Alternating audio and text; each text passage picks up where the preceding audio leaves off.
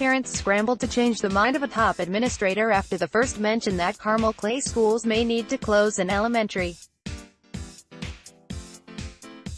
This week, it seemed they were successful in shaping the conversation, as co-interim superintendent Roger McMichael laid out a recommendation to continue with 11 elementary buildings despite predictions that enrollment will decline. He told the crowd he was affected by public comment. "I feel that we shaped the conversation, but yet he took that in unexpected ways," said parent Laura Moore, who was surprised he suggested building 2 new schools rather than downsizing. "It was a big left turn, rebuilding over renovating. Why Carmel's interim superintendent wants to rebuild Orchard Park, Carmel Elementary, Hamilton County." Updates, like Indy Star North on Facebook. Grassroots groups from Orchard Park and Carmel Elementary used familiar strategies, including canvassing neighborhoods, collecting signatures, making t-shirts and expressing their love for their school. They also highlighted the limitations in Carmel's enrollment forecast, muddying the argument that schools will soon have empty seats. A 2016 demographic study commissioned by the district indicated that Carmel schools would have nearly 400 fewer elementary students by 2020 than its peak in 2011, and almost 900 fewer by 2026. McMichael previously said that would mean in 2026, if no changes are made, the district would have about 1,400 fewer elementary students than its capacity, which is about the equivalent of 2 schools.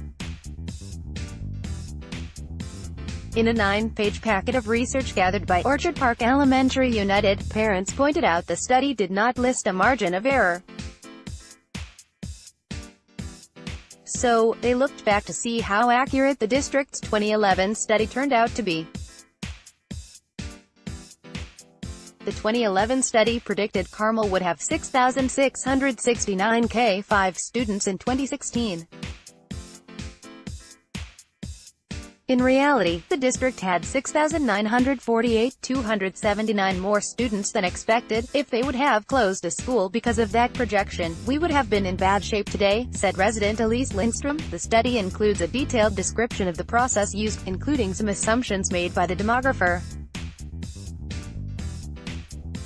In the introduction, it is described as a forecast, not a projection, to be used as a planning tool. Parents said they found the difference between predictions and reality could total up to an elementary school. The margin of error observed in the 2011 study was greater than the size of a single elementary school, the research packet stated.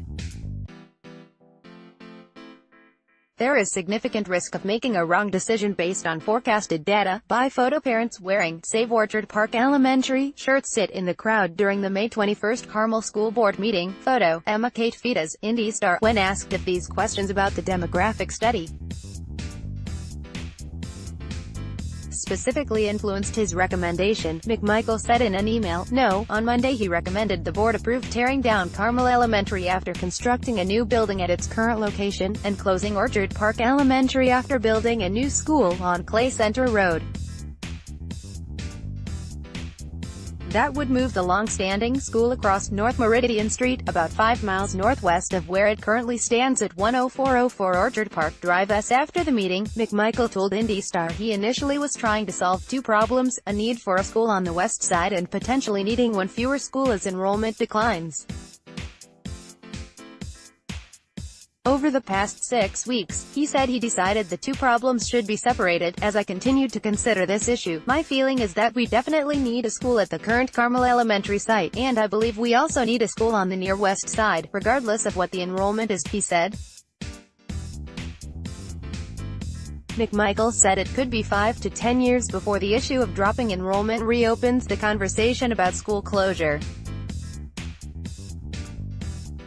So far, the district has nearly 300 fewer elementary students than at the 2011 peak. "It's only if we drop 400 or 800 students," McMichael said. "At that point, I think you start having this conversation about, do you have more schools than you need? But we're not there yet. And we may not get there." During one of the 5 community meetings he held, McMichael responded to parents' concerns that the 2010 census data used by the study was outdated by saying he would commission a new demographic report, a promise he repeated on Monday. But the change in thinking didn't fulfill all of the requests from Orchard Park parents, who wanted to keep their school. Relocating the building is still of closure for the community, Moore said. This recommendation is not building a new Orchard Park Elementary, she said. They are closing Orchard Park, dismantling the student population and building a new school 5 miles away. We need parents to understand that message. Students would be redistricted, likely to nearby schools including Forestdale, which is a little more than a mile away. McMichael said 1,300 students would have a shorter bus ride as a result. He said staff would go through the regular process for transfer requests, which require approval by administrators. Ultimately, the decision is up to the school board, which will vote on McMichael's recommendation. The next opportunity to do so is the June 25th meeting. Until then, Moore said, Orchard Park parents aren't giving up on changing the conversation once again. They're holding a meeting at 6 p.m.